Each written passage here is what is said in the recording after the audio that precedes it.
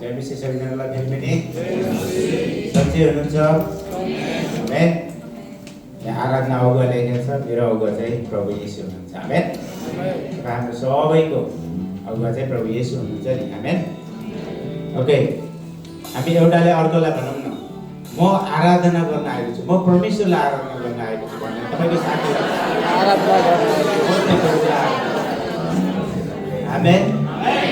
तपाईँको साथीलाई अनुहारमा हेरेर भन्नुहोस् न, म परमेश्वरको आराधना गर्न आएको छु, म परमेश्वरको आराधना गर्न आएको छु। आमेन। हिब्रू 4:12ले भन्छ नि, जसै हामी घोषणा गर्छौँ नि त्यसले चाहिँ काम गर्छ। आमेन। ओके, भर्खरै पढेको खण्डले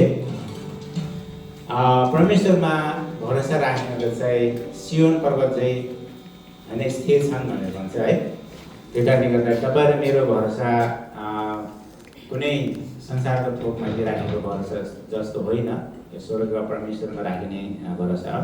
अघिल्लो हप्ता पनि हामीले हेर्दैछौँ भजन सङ्ग्रह 103 को 1देखि 3सम्म कि त्यहाँ आज्ञा गर्दछ, हे मेरो परम प्रभुको प्रशंसा गर, हे मेरो सारा अन्तस्करण उहाँको नाउँको स्तुति गर, जसले तेरा सबै अधर्म पापहरू क्षमा गर्नुहुन्छ भनेर, रोग निको पार्नुहुन्छ भनेर त्यो भजनको खण्डमा हामीले हेर्दै थियौँ। हाम्रो आशिष भाइले पढ्दै हुनुहुन्थ्यो। आमेन।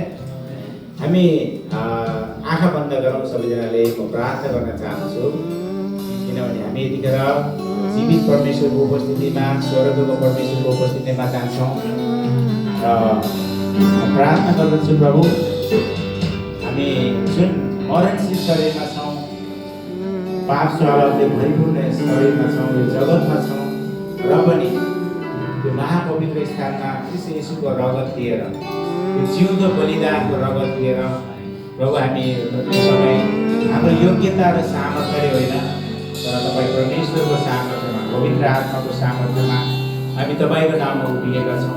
यसकारण पवित्र परमेश्वर अभिलाषी जीवनमा, शरीरको पापपूर्ण जीवनमा, यो जगतमा कसरी तपाईँलाई आराधना गर्ने भन्ने कुरा प्रभु हामीलाई सिकाउनुहोस्।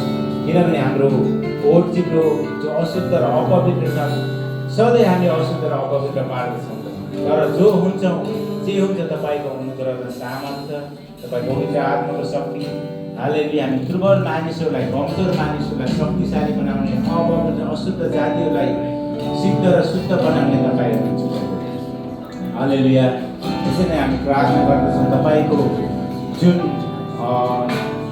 भरोसा गर्ने जातिहरूमाथि आज भजन सङ्ग्रह 125 को 1ले भने यस्तै, ती जातिहरूमाथि तपाईँको मुहारहरू चम्किला हुन्छन्, त्यो ज्योति चम्किन्छ जसले तपाईँको भरोसा राख्छ, तपाईँको आज्ञा पालन गर्दछ।